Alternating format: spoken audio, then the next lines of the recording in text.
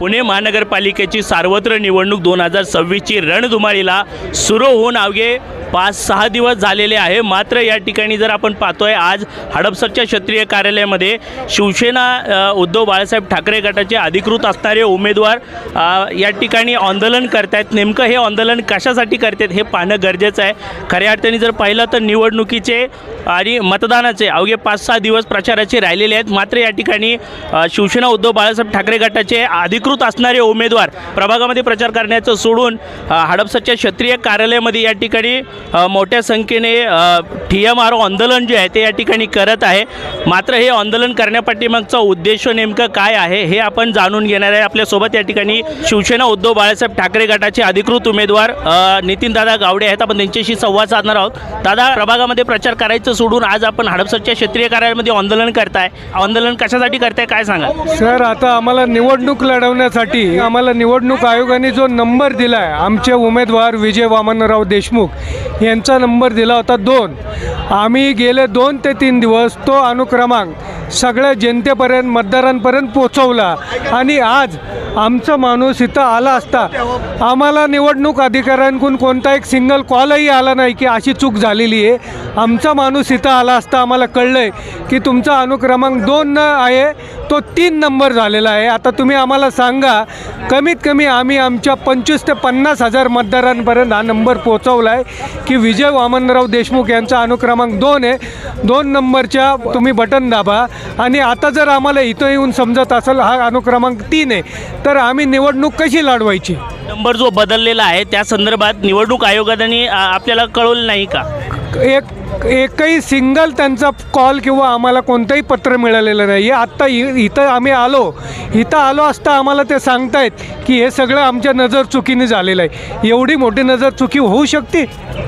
हाच आमचा सगळ्यात मोठा प्रश्न आहे की जर तुम्ही अनुक्रमांक चुकीचा देऊ शकत असेल तर ह्यापेक्षा मोठी चुकी काय असणार आहे साहेब?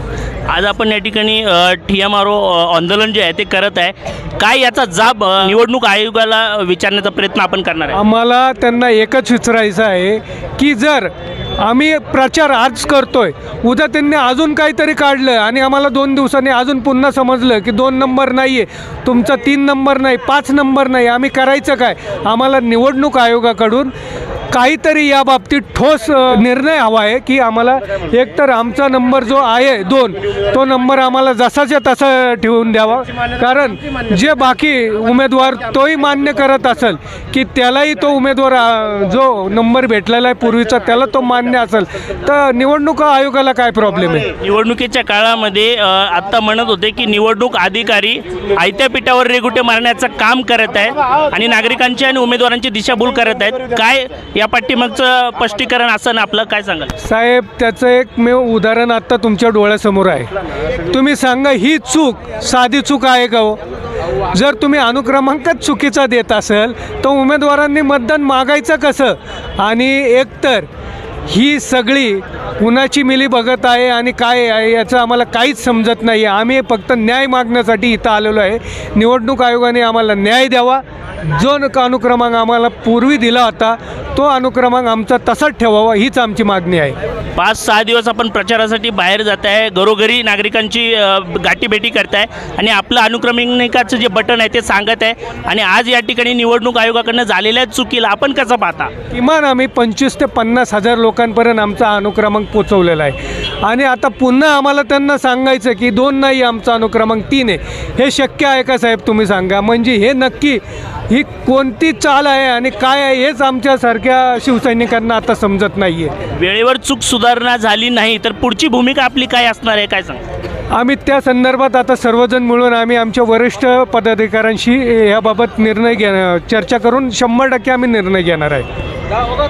नक्कीच सोलोनी, खऱ्या अर्थाने जर पाहिलं तर पुणे महानगरपालिका सार्वत्रिक निवडणूक 2026ची रणधुमाळी सुरू झालेली आहे आणि प्रचाराला अवघे 5-6 दिवस पूर्ण झालेले आहेत आणि बाकीचे राहिलेले 5-6 दिवस शिवसेना उद्धव बाळासाहेब ठाकरे गटाचे अधिकृत असणारे उमेदवार सर्वच्या सर्व या ठिकाणी प्रचाराला न जाता या ठिकाणी हडपसरच्या क्षेत्रीय कार्यालयामध्ये TMRO आंदोलन जे आहे ते करत आहे। शिवसेना उद्धव बाळासाहेब ठाकरे गटाचे अधिकृत उमेदवार आणि सर्व पदाधिकारी कार्यकर्ते मोठ्या संख्येने या ठिकाणी जमा झालेल्या आहेत. निवडणूक अधिकारी जे आहेत त्यांच्यावरती पूर्णपणे नाराज आहे. जे चूक झालेली आहे ती वेळेवरती जर दुरुस्ती केली नाही तर पुढचं दिशा जी असेल ती खूप वेगळी असेल असं या ठिकाणी अधिकृत उमेदवार नितीनदादा गावडे आपल्याशी बोलत आहेत.